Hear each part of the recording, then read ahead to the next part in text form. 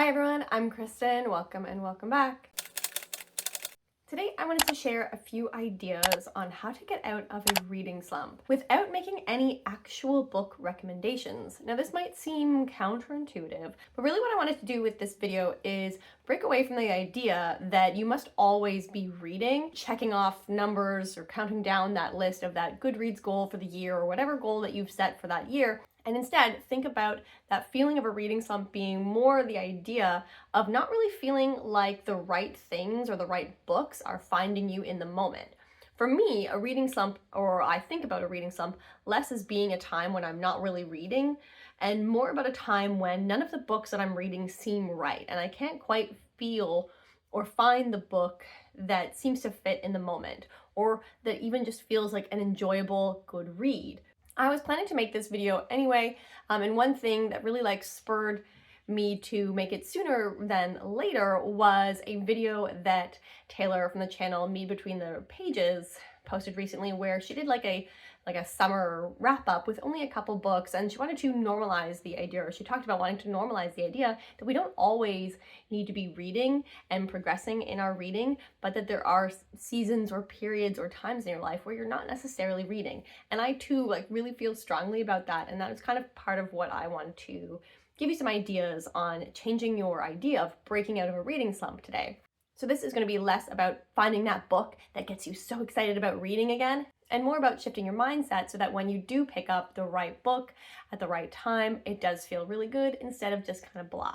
So one of the first ideas is to spend some time doing a completely different hobby. This could be a hobby that you want to try out for the first time. Maybe it's a hobby that you have been neglecting for a while, something that gets you out of the house, or perhaps you really enjoy gaming or cooking. Maybe you make a small project of some sort that is in line with something that you're interested in, a knitting or crochet project. Maybe it's crafting, maybe it's playing a new video game, or working through a set of recipes, or getting really into meal planning, or exercising, or trying out something new.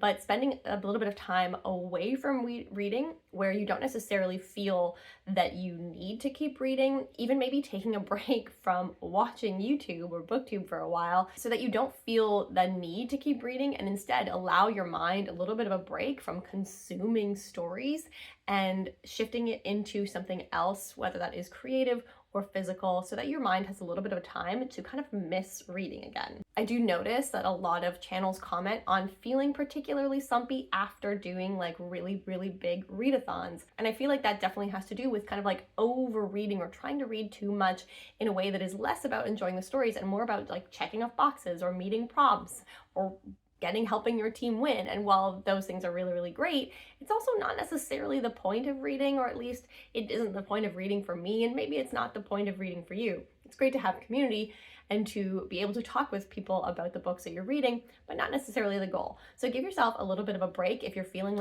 nothing feels right. Don't feel pressure to pick up a next book. Don't sign up for another readathon that next month, and instead go do something different for a while. Another idea to get out of the idea of feeling slumpy and unexcited about the stories that you're reading is to maybe consume stories in a different format. Perhaps that would include picking up or watching a new TV show. Personally, for me, when I'm on the hunt for a new show, something that I would like to sink my teeth into and not necessarily binge watch, but work steadily through, my partner and I will, rather than just pick one series, we'll actually pick 2 or 3 new series, or maybe a handful of series, and watch the first episode of every single one of those shows to get a sense of what you're actually in the mood for. It's almost like try a chapter, but with TV shows. So watch the first episode in a few things and see what feels right now. What is a show that makes you really want to watch that second episode? Don't wait until you've tried out all of them and then go back to the one that you feel is the perfect TV show, the perfect story to sink your teeth in right now. Watching a TV show and compared to reading can be a little bit more of a passive way of taking in stories, and again gives your brain a little bit of a break from trying to consume stories in that particular way. Another thing to try out to get out of that idea of feeling really blah and slumpy about the books that you're reading or about reading in general would be to go through your TBR pile. This could be your physical TBR pile, it could be your want to reads shelf on Goodreads, and if you go through that list, not with the intent of what should I pick up right now, but more in the sense of what actually should I take off this list? I know that some of you have crazy, insane, huge want to read lists. I know that you do. Or like massive physical TBRs. So maybe this is a good time to do an unhaul for you, whether that is a physical unhaul, getting rid, maybe selling or donating books that you really aren't ever going to pick up, or even just like clearing the space out, that electronic space of your want to reads shelf on Goodreads, and going through and being like, do I even remember why I wanted to read this book in the first place? This was a new release that I was excited about in 2018. Is it still interesting to me? It can be like a really great spring cleaning of clutter in this space.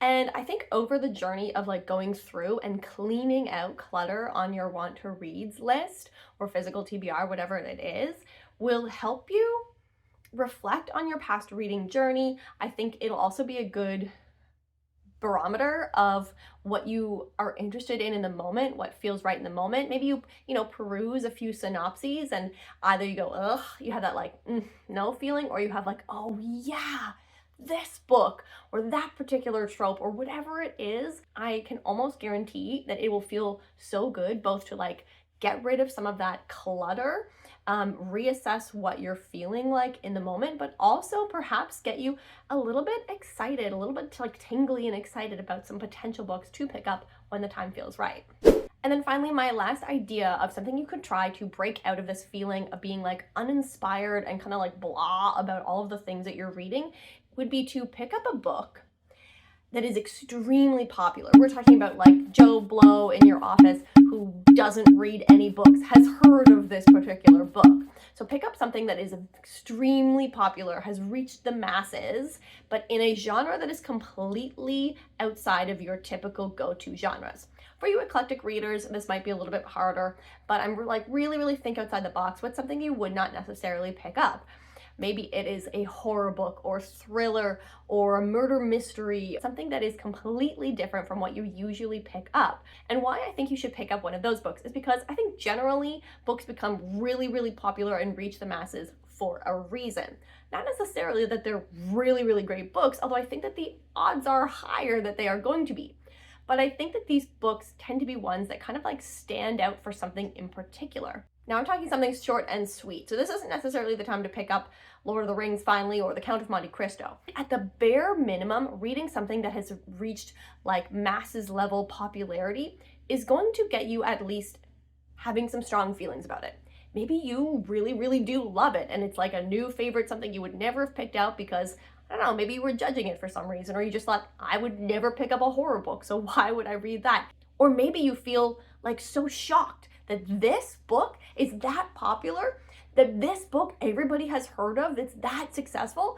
And I think that by causing strong feelings, either good or negative, is going to make you want to talk about it. It's going to make you want to tell people about it. It's going to make you want to discuss and analyze and critique. Maybe you get online and you read people's reviews and you want to review it yourself, but I think that it's going to get you thinking and excited, not necessarily in a positive way, just in general. I think it's going to get you to have some strong feelings.